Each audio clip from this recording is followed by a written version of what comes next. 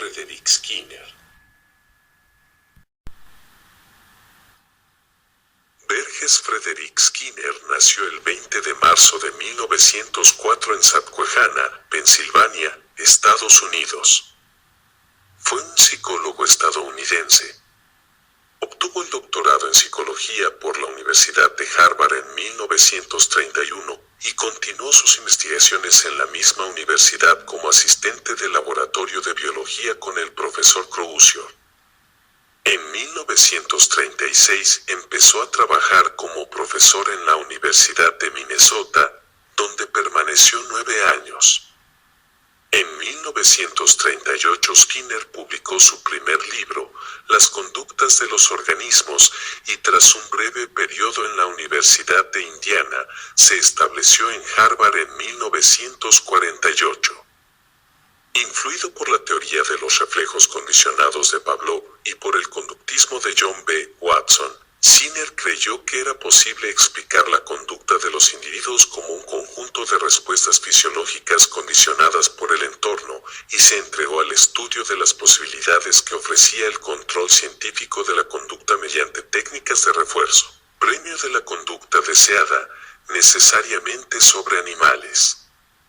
Entre los experimentos más célebres de Skinner cabe citar el adiestramiento de unas palomas para jugar al ping-pong, la llamada caja de Skinner, todavía hoy utilizada para el condicionamiento de animales, o el diseño de un entorno artificial específicamente pensado para los primeros años de vida de las personas. Su conductismo radical levantó abundante polémica en su país y alcanzó una fama notable con la publicación de la novela Walden 2 de 1948, en la que especulaba sobre una sociedad futura totalmente programada con técnicas de ingeniería de la conducta. En su ensayo, Más allá de la libertad y la dignidad, del año 1971, Skinner defendió que tales conceptos resultaban en último término perniciosos para la sociedad, y que la única manera de alcanzar una convivencia óptima pasa necesariamente por aplicar unas técnicas adecuadas en el diseño de la conducta de sus miembros. Falleció a los 86 años de edad el 18 de agosto de 1990 en Cambridge, Massachusetts, Estados Unidos.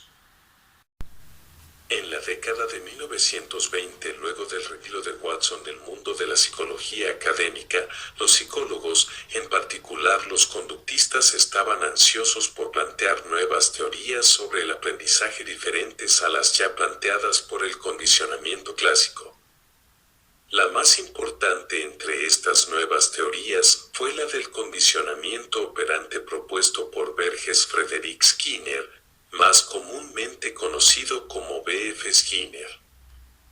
Skinner fundó su teoría en la simple reflexión de que el comportamiento observable era más factible de estudiar que los procesos mentales internos, los cuales no eran observables. Las ideas de Skinner fueron mucho menos extremas que las de John B. Watson, aunque consideraba la existencia de la mente, afirmaba que era más productivo estudiar el comportamiento observable que los eventos mentales internos. El trabajo de Skinner se basó en la visión de que el condicionamiento clásico era demasiado simplista para poder ser una explicación completa del comportamiento humano complejo. Creía que la mejor manera de entender el comportamiento era observar las causas de una acción y sus consecuencias. A este enfoque lo llamó condicionamiento operante. El aprendizaje y el condicionamiento operante. B.F. Skinner fue famoso por su investigación pionera en el campo del aprendizaje y el comportamiento. Propuso una teoría para estudiar el comportamiento humano complejo mediante el estudio de las respuestas voluntarias mostradas por el organismo cuando se ubica en un entorno controlado. Nombró dichos comportamientos como respuestas operantes. También se le reconoce como el padre del aprendizaje por condicionamiento operante. Basó su teoría en la ley de efecto, descubierta por Edward Thorndike en 1905. De acuerdo con este principio, es más probable que se repita un comportamiento si éste va seguido de consecuencias agradables y menos probable que se repita si las consecuencias son desfavorables. Skinner introdujo un nuevo término, la ley de efecto refuerzo, la cual fue una modificación de la ley de Thorndike, según la cual el comportamiento que es reforzado tiende a repetirse, fortalecerse, mientras que el comportamiento que no es reforzado tiende a extinguirse, debilitarse. B.F. Skinner propuso su teoría sobre el condicionamiento operante a partir de la realización de varios experimentos con animales. Para ello empleó un artilugio especial diseñado por él mismo, el cual actualmente es conocido como la caja de Skinner. Utilizó en sus experimentos especialmente ratas de laboratorio. Ahora veremos un video de Berges Frederick Skinner en donde se habla acerca de su caja, actualmente conocida como la caja de Skinner. El comportamiento es algo que ocurre, en primer lugar, porque es parte del fundamento genético del individuo, o bien porque ha sido reforzado por otras vías. Cuando ocurre en estas situaciones y va seguido de una consecuencia, es más probable que ocurra de nuevo. Pero si además, en ese momento, está presente un estímulo, entonces ese estímulo es el que controla las probabilidades. El comportamiento ocurre en situaciones similares a aquellas en las que ha sido reforzado. En definitiva, los tres términos son muy importantes. Si queremos que un organismo haga algo, hemos de crear una vez más el tipo de situación en la que el comportamiento ha sido reforzado. A principios de los 40, Skinner comenzó a experimentar sobre una respuesta sencilla de un animal simple, una paloma picoteando un disco al que le seguía un reforzador, una bolita de comida o algo de agua. Un reforzador es algo que incrementa la frecuencia de respuestas. La paloma se desenvolvía en un espacio sencillo, con un entorno muy controlado, al que ahora denominamos la caja de Skinner. Esta paloma hambrienta se mueve más o menos al azar. Algunas veces gira su cabeza hacia la izquierda. Cuando lo hace, reforzamos ese movimiento, permitiéndole el acceso a un plato de grano.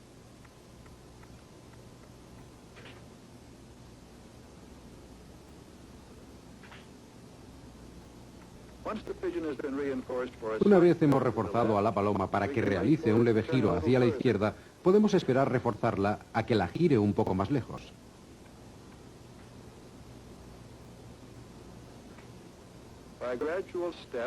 En diferentes etapas progresivas podemos llegar a un punto en el que la paloma dé un giro completo. La paloma ha aprendido a dar esta respuesta porque ha sido reforzada en etapas sucesivas hacia el patrón final.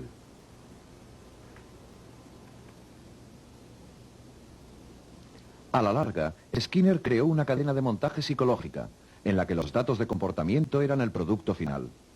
Utilizando mecanismos automáticos, podía presentar estímulos, grabar respuestas y organizar programas de reforzamiento sin la necesidad de la presencia de un investigador. De esta forma, se pueden reunir una enorme cantidad de datos.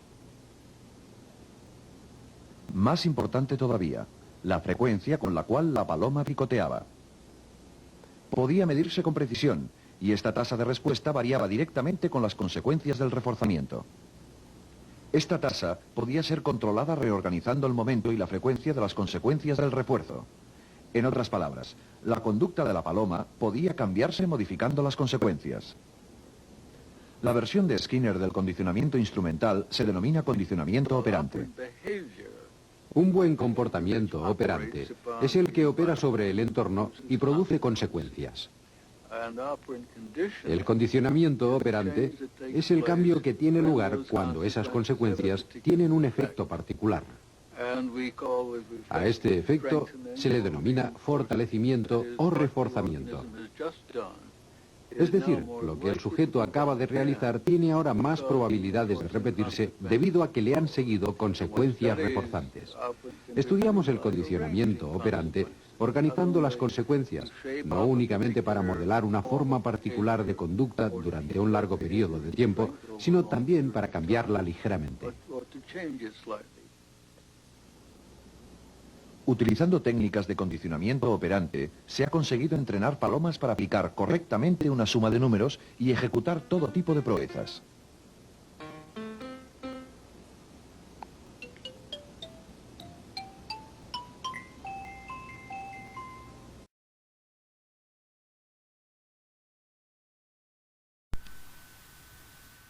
¿Qué es la caja de Skinner? Skinner retomó los estudios de Ivan Pavlov y de Edward Lee Thorndike y los profundizó.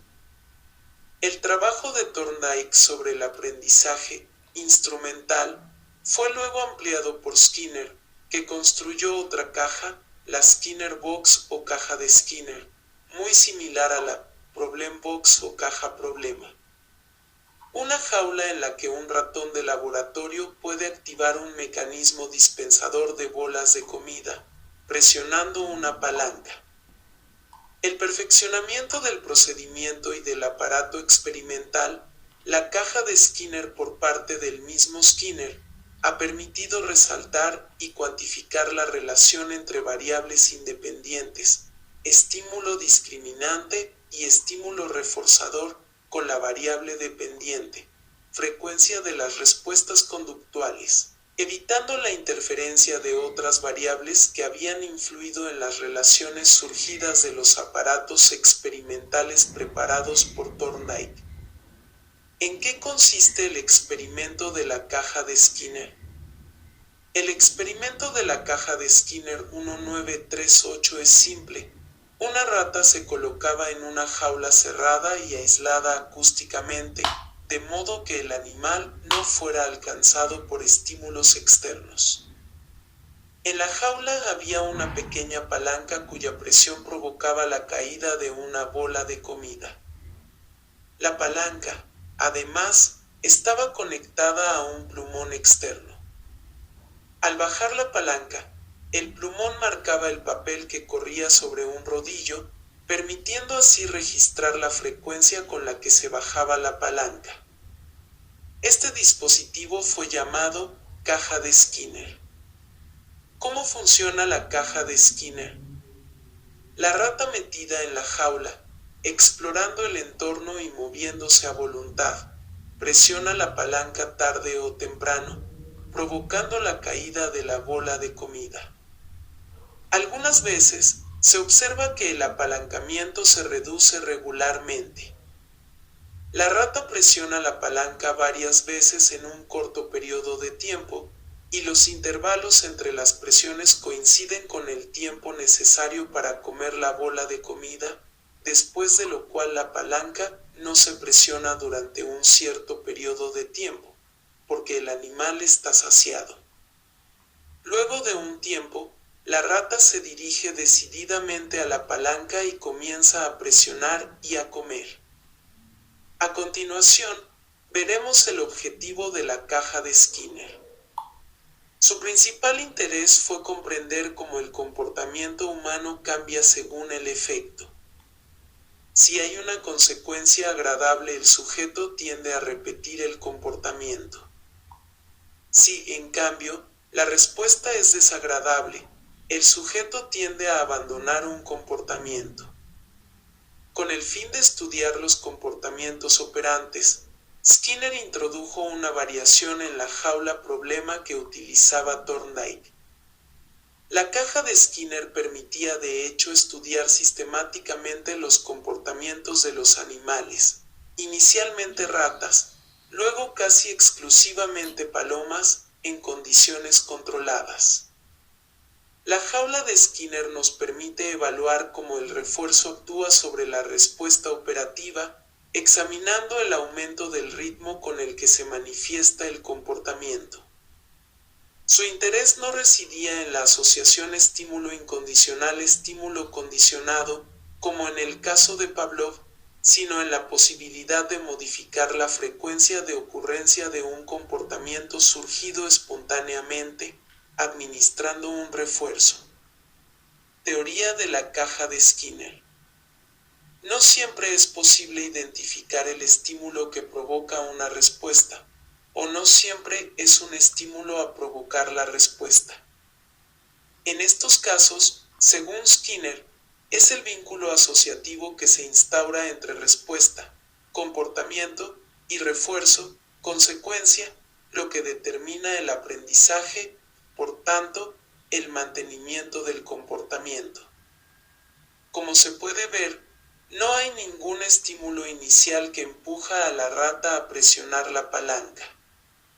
Sin embargo, una vez que la palanca ha sido presionada accidentalmente, la presentación de la comida refuerza la acción que ha determinado su dosificación. El aprendizaje entonces es desplazado en la relación entre acción que Skinner y los conductistas siguen indicando como respuesta y refuerzo, lo que hace que este comportamiento inicialmente aleatorio sea mantenido por el sujeto. A continuación veremos un video en donde se usa a una rata para probar a la caja de Skinner.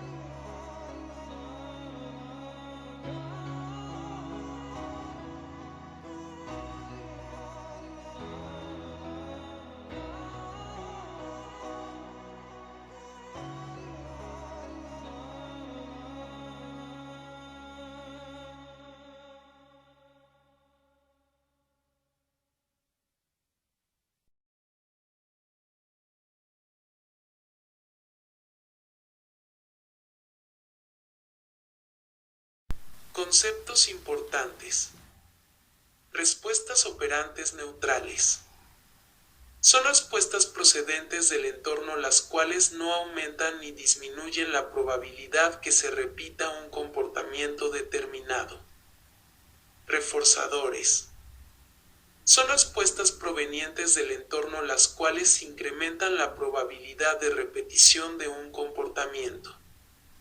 Los reforzadores pueden ser tanto positivos como negativos.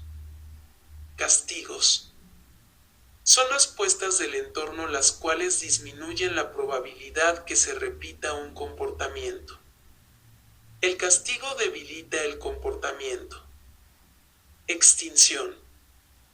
Este concepto se emplea para explicar la desaparición de una respuesta aprendida debido a la eliminación del refuerzo del escenario condicionado. Este concepto en la teoría del condicionamiento operante es similar al del condicionamiento clásico. Por ejemplo, en el experimento de Skinner, la rata podría dejar de presionar la palanca si ésta ya no recibe su porción de comida. Generalización y discriminación. Es el fenómeno en el cual un organismo presenta una respuesta similar cuando reacciona a estímulos similares, se conoce como generalización. Un concepto complementario al de generalización es la discriminación, la cual explica una respuesta similar representada por un organismo debido a la diferencia en los estímulos. Recuperación espontánea. Este concepto se explica cuando en la caja de Skinner la rata es retirada y ya no tiene que presionar la palanca, incluso después de haberla retirado de la caja durante un cierto periodo de tiempo y el comportamiento haberse extinguido. Al reintroducir la rata a la caja, el comportamiento presenta una recuperación espontánea. Reforzamiento y condicionamiento operante. Los conceptos refuerzo positivo y refuerzo negativo se enmarcan en el paradigma del condicionamiento instrumental u operante.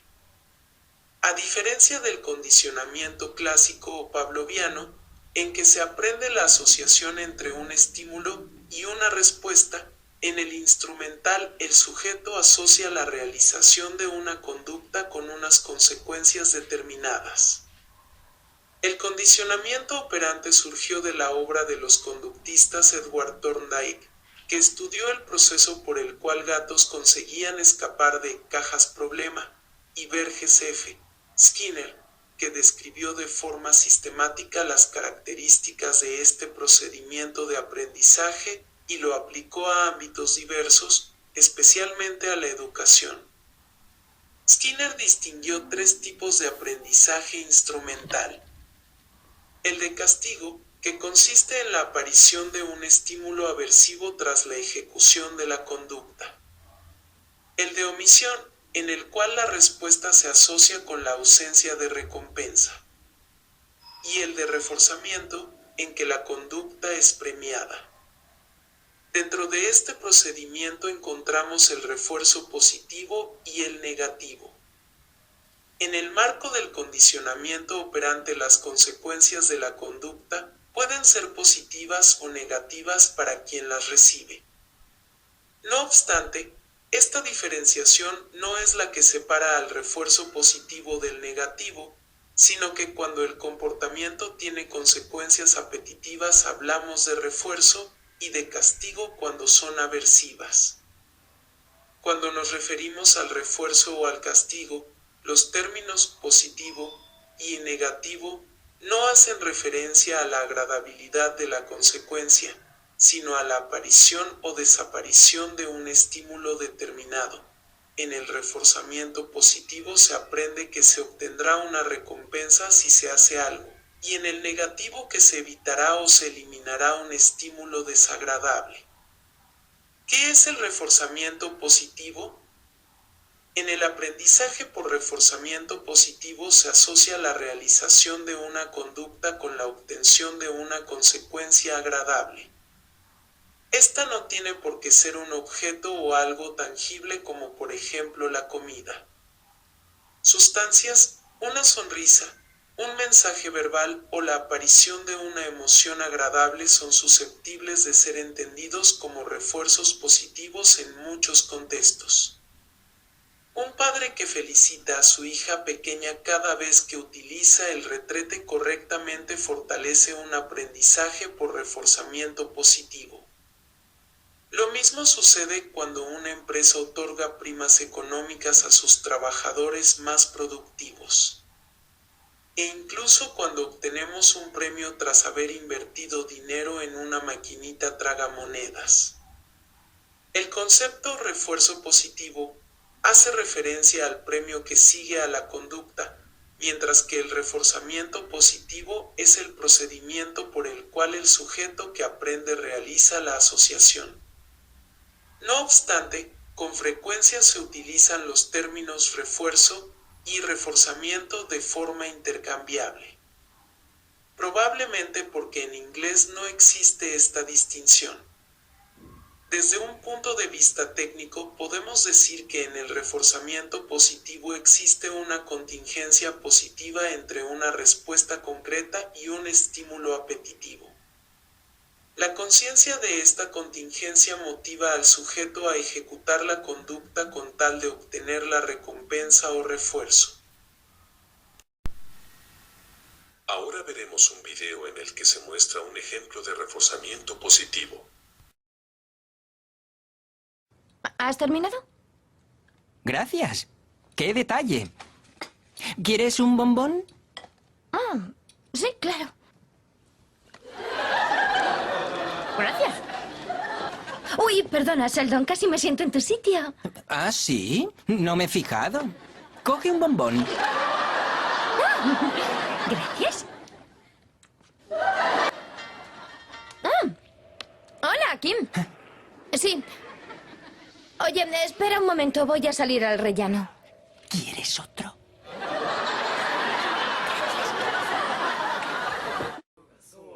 Vale. Sé lo que estás haciendo. ¿En serio? Sí. Estás usando el chocolate como refuerzo positivo para lo que tú consideras un comportamiento correcto.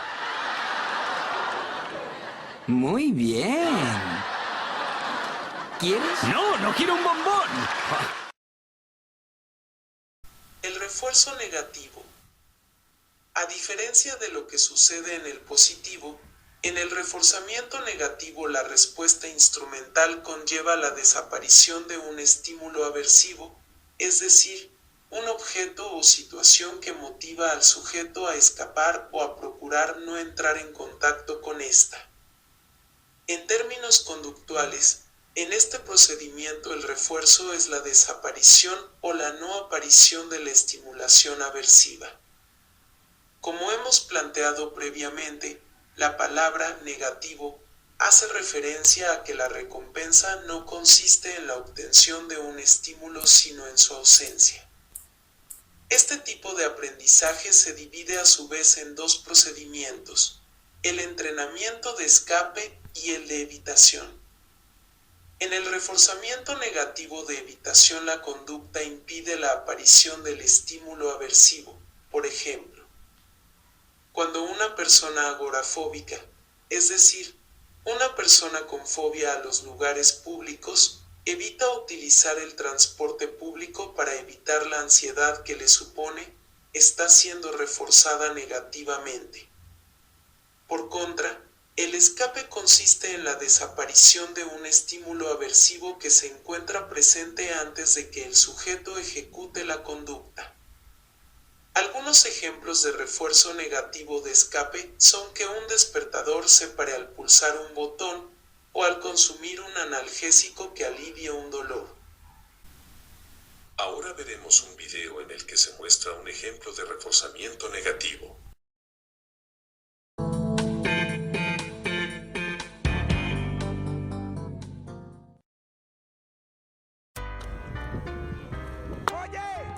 Te hablo desde la prisión. Wilson Manyoma. Hormona.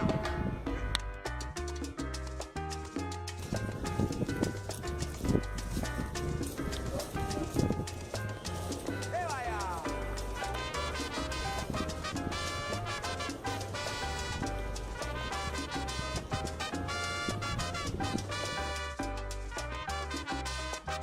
Portal. Visita en 10 minutos. Ya, jefe. Listo.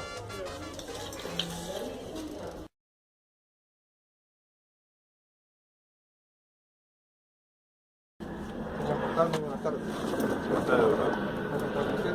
Nervioso. ¿Cómo así? Después de todo el proceso del cual estoy llevando su persona, he traído algunos resultados que yo sé le va a alegrar. Espero. Voy a efectuar la lectura. Quisiera que me preste mucha atención, puesto que va a ser una muy buena noticia para usted. Usted, señor Roberto Portal Pareja, en su situación de reo, se concluye que, por su buena conducta, trabajo realizado, participación en las actividades de reeducación y reinserción social, obtiene el beneficio de la reducción de condena. Usted sabe que inicialmente era de 5 años, actualmente la condena ha bajado a 2 años y medio. Por lo cual le digo que de mi parte haré todo lo posible para que usted termine la condena bajo arresto domiciliario. Solo esperamos, tanto la Corte como su abogado, que mantenga estas conductas para al fin llegar al logro que usted quiere. Eso sería todo por hoy y en cuanto pueda le voy a traer nuevas noticias. Gracias, doctor. Eso sería todo.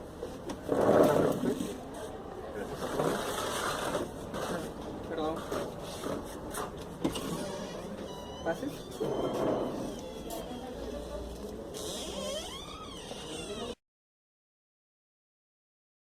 Las personas nos comportamos de diferente manera según la situación.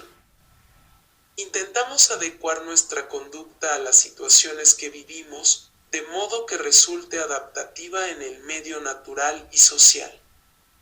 Sin embargo, en algunos casos se llevan a cabo diferentes conductas que nos resultan desadaptativas, no se adecuan ni permiten una buena convivencia o bien dificultan la relación entre semejantes. En ocasiones puede ser necesario hacer una modificación de dichas conductas. Dos de los procedimientos más básicos a la hora de modificar conductas, especialmente a la hora de disminuir su frecuencia, son el castigo positivo y el castigo negativo. El castigo como técnica de modificación de conducta. El castigo es un tipo de técnica de modificación de conducta basada en el conductismo, concretamente en el condicionamiento operante, el cual se basa en que la realización de una conducta y su frecuencia está influenciada por las consecuencias que tenga dicha conducta. Si una conducta tiene como consecuencia la administración de algún tipo de reforzador deseado o la evitación o retirada de un estímulo aversivo, la conducta se hará más frecuente, mientras que si en vez de ello la consecuencia es la aparición de estimulación aversiva o la retirada de estímulos reforzantes, la conducta tenderá a disminuir.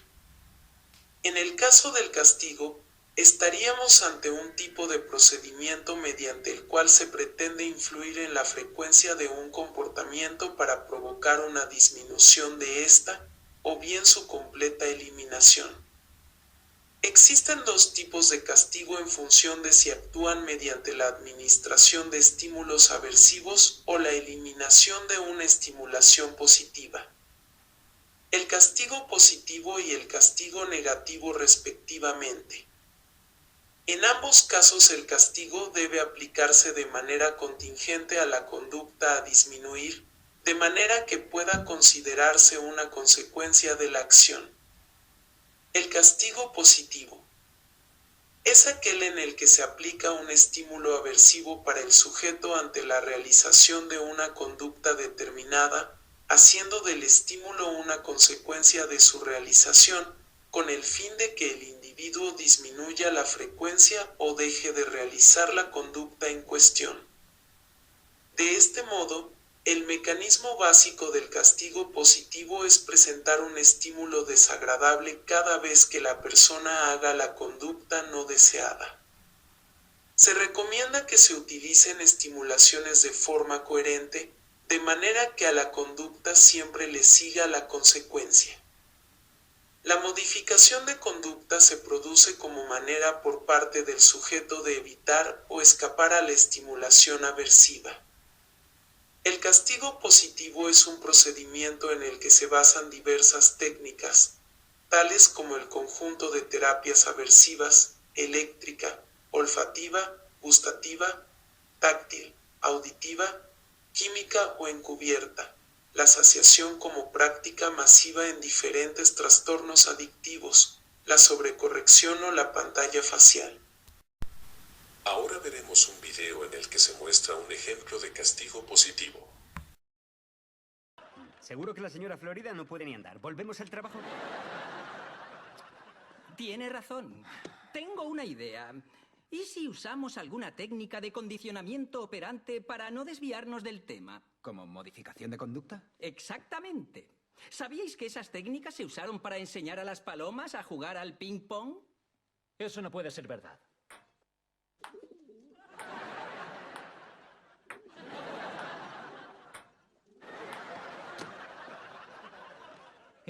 Era punto de partido. Algunos psicólogos aplican el condicionamiento operante con castigos. Podríamos buscar un castigo para el que se desvíe del tema. No ver quién gana el ping-pong de palomas no está mal.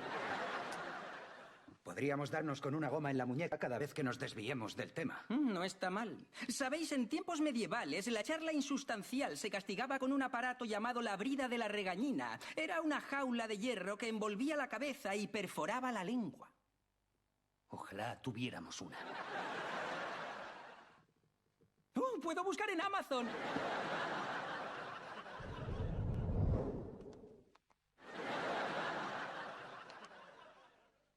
Bueno, está claro. Cuando alguien se desvíe del tema, le arrancamos la cinta de golpe. Y no puedo permitir eso o la chica que me depila las cejas creerá que la engaño con otra.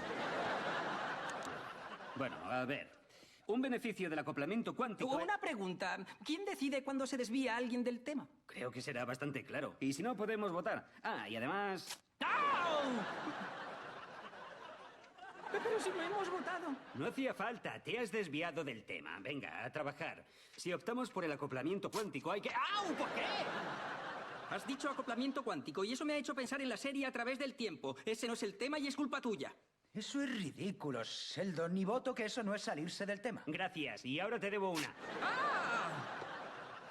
¡Eso ha sido por tu culpa! ¡Qué montón de pelo ha salido! ¡Ah! ¡Qué bronca me va a echar Jenny! Para todos de una vez. Ha sido una estupidez. El refuerzo negativo no funciona. Dirás más bien castigo positivo. El refuerzo negativo es la eliminación de un estímulo positivo. Es un error muy común. ¿Dices que el refuerzo negativo es algo malo? Se usa siempre de forma incorrecta. Hasta Bill Murray comete ese error en la primera escena de Los cazafantasmas. Imposible. No, Bill Murray no. Estudio el efecto del refuerzo negativo en poderes extrasensoriales. Ah, Bill Murray se equivocó. ¡Ghostbusters! Ahora veremos un video en el que se muestra un segundo ejemplo sobre el castigo positivo. Ayuda, es justo lo que quería escuchar, Eddie. Comencemos, sí. ¡Ya casi te atrapo!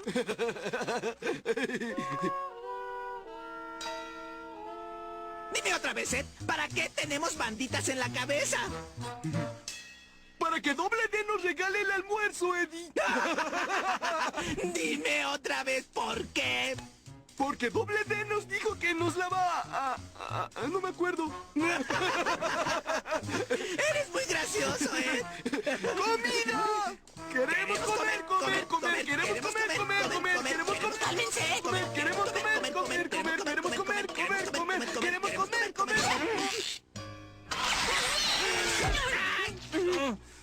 Ahora que tengo su atención, por poco y me sacan los sesos. ¿Por qué lo hiciste, Doble D? Es para recordarte tus modales, Eddie. Un correctivo para que ustedes dos aprendan a comportarse de manera socialmente aceptable. ¡Qué tontería! ¿Y qué es esta porquería? Creí que ibas a darnos comida, no basura. La Rookies Flies hizo esa sopa. ¡Auch! Siéntate, por favor. chico malo, ¿qué vas a hacer cuando venga por ti? ¿Quieres corte reírse de la desgracia de los demás? ¡Au! ¡Vuelvo enseguida! ¡Auch! ¡Espera! Oye, ya fueron 3 banditas, ya fue la última doble D. Eso ya lo sé, Eddie. Apenas he completado la primera etapa del programa. Esto es estúpido. Come tu sopa, Eddie. ¿No quieres comerte un puño? ¿No? No.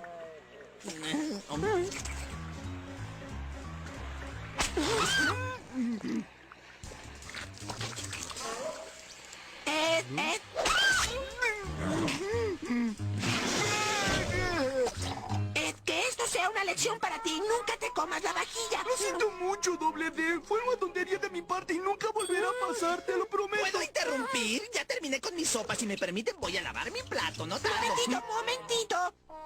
Espero que no estés planeando hacer alguna tontería en mi cocina. ¿Yo? Claro que no, doble D. Esos días ya pasaron. Yo también aprendí, doble D. El castigo negativo.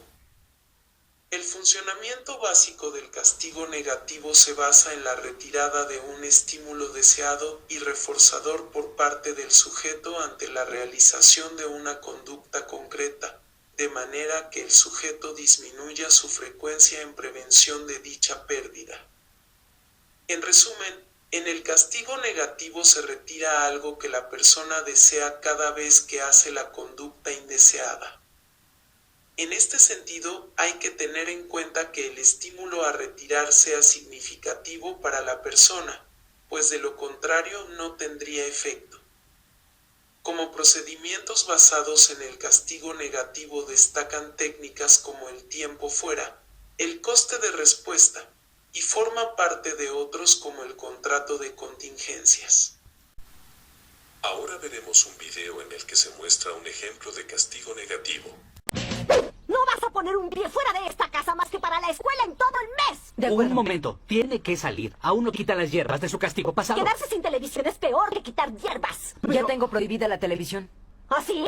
Silencio, está decidido. Sin televisión y sin salir, excepto para las hierbas. ¿Qué harás de noche? Adentro.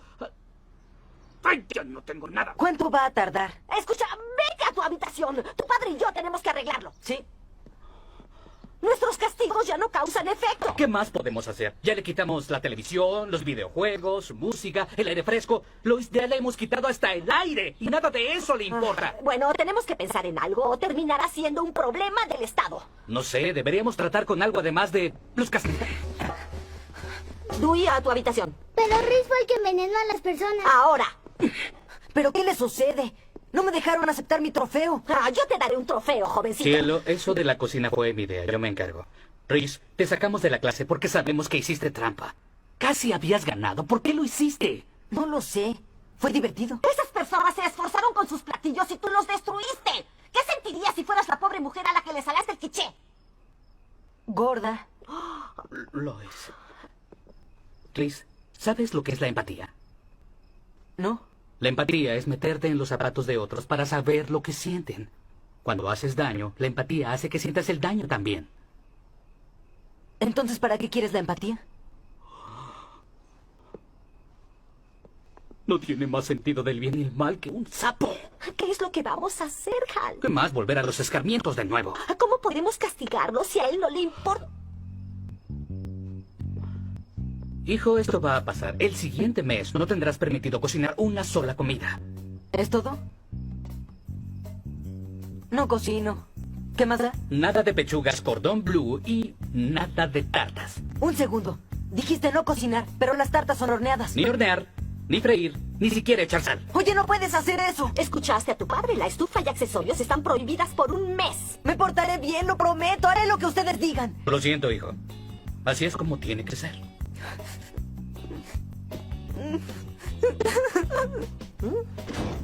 ¿Funcionó? Creo que podemos controlarlo. Tenemos un arma, sus acciones tendrán consecuencias. Lo sé. Podemos lastimarlo. Podemos ser padres otra vez. Aunque tenga que sufrir de tus filetes de suela un mes. Amén a eso. Ahora veremos una entrevista realizada al señor Skinner. Hola, buenos días a todos. Bienvenidos a su programa favorito A Través de la Historia. Hoy tenemos de invitado especial a uno de los mayores pilares del condicionamiento operante. Un gran psicólogo y un gran escritor. Desde Massachusetts para ustedes, Burroughs Frederick Skinner. Buenos días, Cristian. Un placer estar el día de hoy en tu programa. El gusto es completamente mío, aún no me lo puedo creer que está aquí en nuestro programa contándonos, platicando un rato con nosotros. La verdad que fue difícil de conseguir y poder platicar con usted, pero va a valer la pena. Y para comenzar esta entrevista me gustaría preguntarle cómo es que pasó de ser un pequeño Skinner a ser lo que hoy es. Hoy es un gran psicólogo, es un personaje súper reconocido. Me gustaría saber cómo llegó a todo ese trayecto de su vida, qué es lo que pasó, sus dificultades, etc. Nací en Pensilvania, Estados Unidos, y podría decirse que desde muy pequeño encontré una gran pasión en la escritura y a pesar de que mi infancia fue algo turbia, tengo recuerdos muy hermosos. De hecho, como un dato interesante para todos nuestros espectadores, el señor Skinner escribió su primer poema y lo publicó a la edad de 10 años. Yo a los 10 años apenas si me sabía ir a la escuela solo y él ya estaba escribiendo poemas. En serio que es todo un personaje. Efectivamente, la escritura siempre estuvo muy a la par de mi vida. Fue por eso que estudié literatura en el Colegio de Nueva York. De hecho, después de graduarme podría decirse que viví un momento muy drástico, pues una profunda depresión y soledad me azotaban, impidiéndome escribir por mucho tiempo. Un año oscuro lo llamaría. Entonces, señor Skinner, cuéntenos qué fue lo que la chispa o lo que lo motivó a volver a escribir y sobre todo la pasión por conocer, por todo esto, por crecer en cuestión de conocimientos y de escritura sobre todo. Esa chispa, mi amigo, fue mi escritor favorito Bertrand Russell. Fue una crítica que leí del conductismo que había llegado al mundo por la voz de Watson. Eso me motivó a conocer más del tema y así conocí a Pavlov y a otros conductistas. Sus investigaciones me llevaron de la mano a estudiar psicología en Harvard.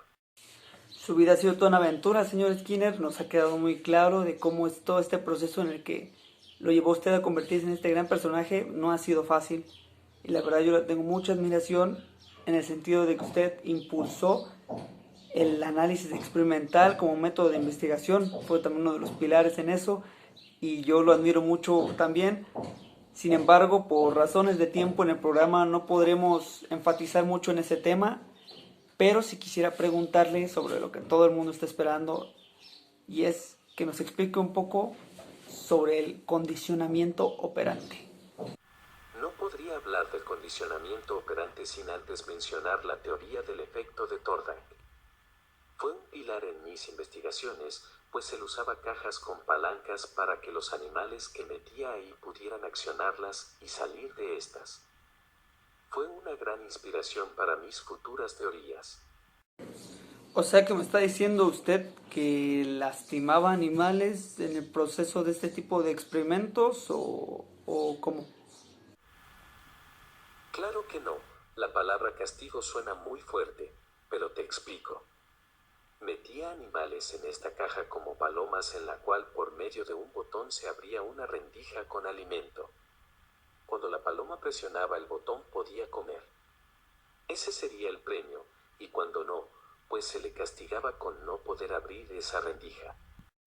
Y en este último tipo de experimentos que nos está contando, ¿cómo reaccionaban los animales o cuál era su comportamiento? He ahí lo interesante, pues aprendí en que un estímulo conlleva a una respuesta y esta a una consecuencia. Si la consecuencia es buena, se repetirá esa respuesta. El estímulo es la caja, la respuesta es presionar el botón y la comida es la consecuencia.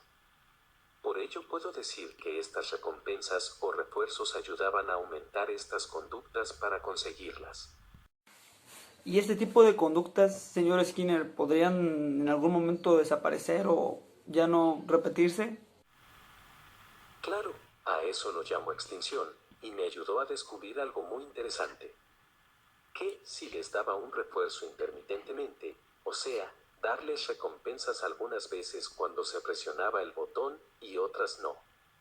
Esto provocaba en los animales una mayor motivación a repetir esa conducta. Entonces, este tipo de conductas, ¿cómo la relacionaría usted con la cotidianidad de la humanidad? ¿O cómo la relacionaría con las conductas humanas? Te voy a dar 2 ejemplos. Uno es la escuela. Pues si vas a la escuela y haces tus tareas, que sería la conducta, serás recompensado con una buena calificación. Y el segundo ejemplo se ve mucho en los juegos de azar. Pues al ser al azar el resultado algunas veces ganas y otras no, y eso te motiva a seguir jugando más.